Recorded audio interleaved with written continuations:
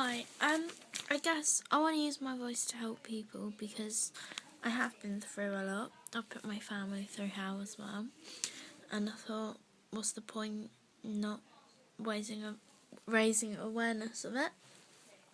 So I put on my Facebook my Ask a Fan page to have some questions, as I find it hard to type back to people I don't know because I don't think they should know that much of my private information.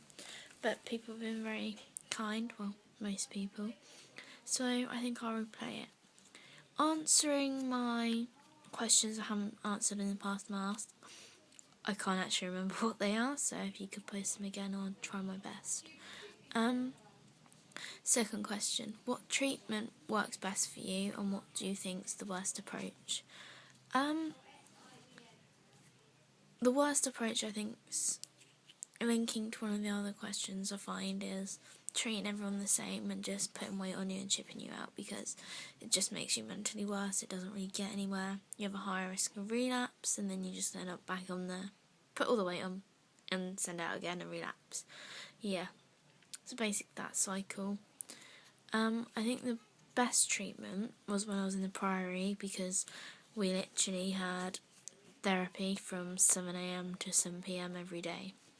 I wasn't there long and I didn't get very far with increasing my diet, but I definitely made more progress thinking about how I got to this place in the first place. So yeah, that was really helpful. Maintenance and getting your own stuff and feeling humiliated. I don't think you feel any more humiliated because you get discharged when you're on maintenance, so they're just trying to get you used to getting your own stuff at school and going out with your friends, and it's one step towards that and one step to more normality. I don't think they do it when you're not on maintenance, because a lot of people aren't on full portions and it'll be quite tricky getting like 3/4 meals and trust with the nurses that you're getting 3/4 and not half or whatever. Feeling institutionalised. Fear.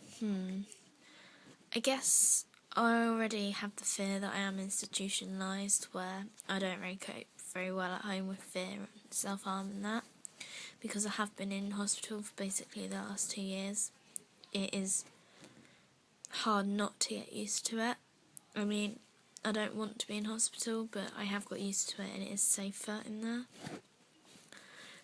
Regarding competitiveness, I think with anorexia there's always going to be competitiveness wherever you go, and hospital is going to be a massive trigger for it. It's one of the main places where there's 15 anorexic girls in one room, so you kind of can't be competitive. I don't think I am majorly, but I know people that are. I mean, I know someone that does a lot of exercise, and if they found out, then they'd start doing it as well and try and do more. So that is the downside of inpatient units. Same meal plans. When I was in another hospital, we had different meal plans, and it was a lot easier because you could ask your dietitian if you could have something instead of another thing because you preferred it and you didn't really like the other thing. But it is also worse because you swap things because you're scared of them and you manage to get around things instead of confronting them. I think with everyone having the same meal plan, then everyone's eating the same thing so they can support each other more. And also, there's no negotiating, so anorexia can't get away with anything. Tube opinion. I think I've been tubed about 4 times. I mean, I don't think that should exist, but I wouldn't think that because I don't want to eat, and therefore I'm not going to want the tube. So I'm kind of biased to that opinion.